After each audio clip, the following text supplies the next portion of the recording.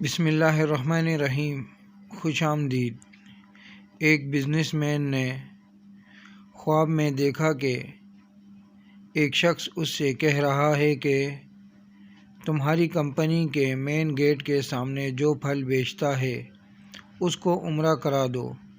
نیند سے بیدار ہوا تو اسے خواب اچھی طرح یاد تھا، مگر اس نے وہم جانا اور خواب کو نظر انداز کر دیا۔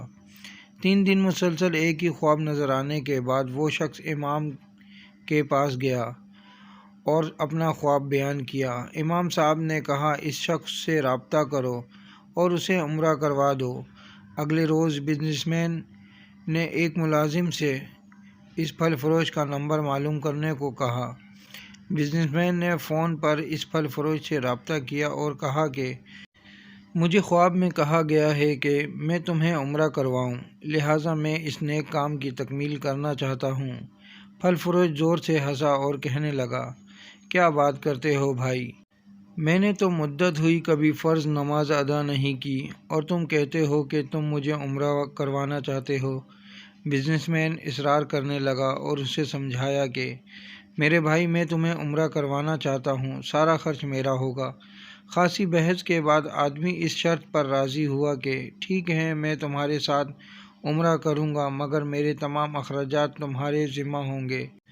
وقت مقررہ پر جب وہ ایک دوسرے کو ملے تو بزنس مین نے دیکھا کہ واقعی وہ شکل و صورت سے کوئی اچھا انسان نہیں دکھائی دے رہا تھا۔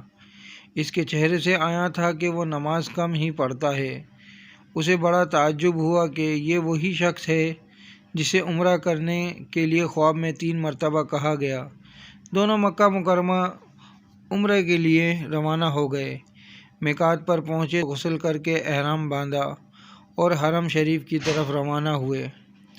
انہوں نے بیت اللہ کا طواف کیا، مقام ابراہیم پر 2 رکعت نماز ادا کی، صفا مروہ کے درمیان سعی کی، اپنے سروں کو منڈوایا اور اس طرح عمرہ مکمل ہو گیا۔ اب انہوں نے واپسی کی تیاری شروع کر دی۔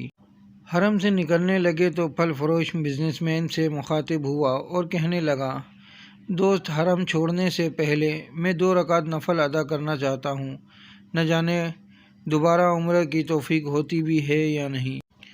بزنس مین کو کیا اعتراض ہوتا، اس نے کہا، نفل پڑھو اور بڑے شوق سے پڑھو۔ پھل فروش نے اس کے سامنے نفل ادا کرنے شروع کر دیے۔ جب سجدے میں گیا تو اس کا سجدہ طویل سے طویل تر ہوتا چلا گیا۔ جب کافی دیر گزر گئی تو بزنس مین نے اسے ہلایا۔ جب کوئی حرکت نہیں ہوئی تو اسے معلوم ہوا کہ پھل فروش کی روح حالت سجدہ ہی میں پرواز کر چکی تھی۔ پھل فروش کی موت پر اسے بڑا رشک آیا اور وہ رو پڑا کہ یہ تو حسن خاتمہ ہے، کاش ایسی موت میرے نصیب میں ہوتی۔ اس خوش قسمت انسان کو غسل دیا گیا اور حرم میں ہی اس کی نماز جنازہ ادا کی گئی۔ ہزاروں فرزندان اسلام نے اس کا جنازہ پڑھا۔ وفات کی اطلاع اس کے گھر والوں کو دی جا چکی تھی۔ بزنس مین نے اس کے گھر کا تمام خرچہ اپنے ذمہ لے لیا۔ پھل فروش کی بیوی سے تعزیت کرنے کے بعد بزنس مین نے کہا، میں جاننا چاہتا ہوں کہ تمہارے شوہر کی ایسی کون سی عادت یا نیکی تھی کہ اس کا انجام اس قدر عمدہ ہوا اور اسے حرم میں سجدے کی حالت میں موت آئی۔ بیوی نے کہا، بھائی، میرا خاوند کوئی نیک آدمی تو نہیں تھا، میں اس کی کوئی خاص خوبی بیان تو نہیں کر سکتی، ہاں مگر اس کی ایک عادت یہ ضرور تھی کہ وہ ہمارے ہمسائے میں ایک غریب بیوہ اپنے چھوٹے بچوں کے ساتھ رہتی ہے۔ میرا شوہر روزانہ بازار جاتا تو جو چیز اپنے بچوں کے لیے کھانے پینے کی لاتا وہ اس بیوہ اور اس کے یتیم بچوں کے لیے بھی لے آتا اور اس کے دروازے پر رکھ کر اسے آواز دیتا، اے بہن، میں نے کھانا باہر رکھ دیا ہے، اسے اٹھا لو۔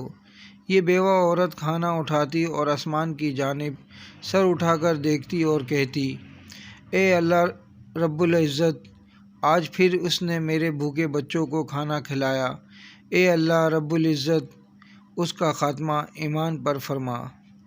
ویڈیو اچھی لگے تو لائک کریں، کامنٹس کریں، شیئر کریں اور میرا یوٹیوب چینل سبسکرائب کر کے بیل آئیکن کا بٹن دبائیں تاکہ ایسی اچھی ویڈیو آپ کو متواتر مل سکے۔